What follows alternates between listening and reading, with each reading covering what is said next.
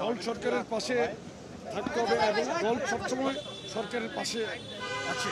সুতরাং আমাদের দায়িত্ববোধ জায়গা থেকে আমরা যা যা করণীয় সেটাই করব আগামী রাজনীতিতে।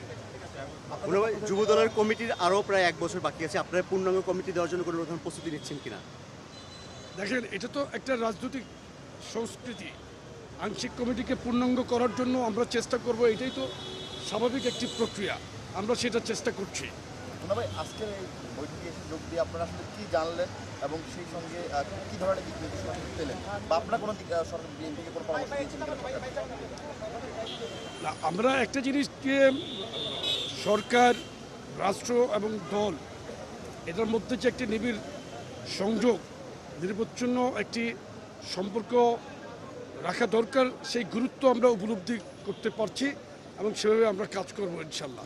নির্বাচনী ইশতেহার বাস্তবায়নের জন্য আসলে যে পার্টি প্রধান যিনি কথা বলেছেন, সে বিষয় নিয়ে আসলে আপনারা কীভাবে কাজ করবেন? নির্বাচনী ইশতেহার পালন করার জন্য তো আপনার সরকার সর্বোচ্চ চেষ্টা করছেন এবং বিবিধভাবেই ইতিমধ্যে কিন্তু কাজ শুরু হয়ে গিয়েছে। আপনি দেখেছেন ফ্যামিলি কার্ড দিয়েছেন, কৃষক কার্ড দিয়েছেন, সামনে আরও যে প্ল্যান উনি বলেছিলেন যে সরকার প্রধান হিসাবে দায়িত্ব গ্রহণের আগে যে ওনার পরিকল্পনা আছে বাংলাদেশের মানুষকে নিয়ে, সেই পরিকল্পনা উনি এগিয়ে নিয়ে যাবেন এবং প্রপারলি সেই পরিকল্পনাকে কার্যকর করার জন্য উনি চেষ্টা করছেন এবং মন্ত্রীদেরকে উনি সেভাবেই পরিচালনা করছেন। Thank you.